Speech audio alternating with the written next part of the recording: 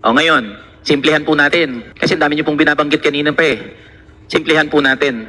So tingin po ng DOLE at National Wages and Productivity Commission, at this point in time, categorical po ang tanong ko sapat ang sahod ng mga manggagawa.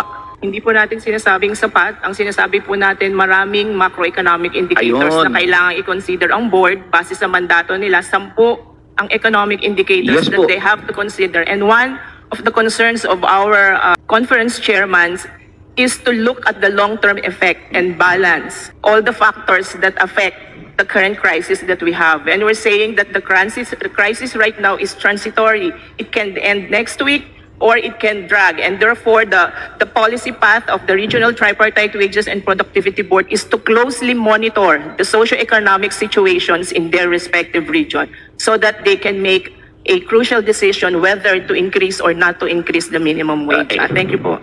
So, sinasabi nyo na nga po, hindi sapat, pero wag din itaas. Marami pong targeted Ay, intervention yun po tayo. yung government. Director, So, yun po yung Mr. Chair, Go ahead, Kong Eli, my favorite congressman. napakasimple lang po eh. Pwede naman kasi nila diretsuhin, Mr. Chair eh. Kung ayaw nyo ng wage increase, sabihin nyo na lang. Buti pa yung ECOP po sinabi. ECOP sinabi nila, we are opposed to any wage increase now. Eh kayong DOLE, nagtatago pa kayo sa napakarami yung technical jargons eh. Kasimple-simple ng tanong, sapat ba yung sahod o hindi? Sinabi nyo, hindi sapat. Tataas ba yung sahod? Ang dami yung palabok, ang dami yung paikot-ikot. Sasabihin nyo, in the long run, tinitignan natin in the long run, ano magiging epekto sa ekonomiya. Eh nung walang gera, nung mapayapa pa, hindi nga gumalaw yung sahod ng mga manggagawa eh. Sabi nyo, mag-adjust ang mga manggagawa. Ngayong may gera, sinasabi nyo, hindi pa rin ito yung panahon para magtaas ng sahod. O, saan po posisyon ng mga manggagawa?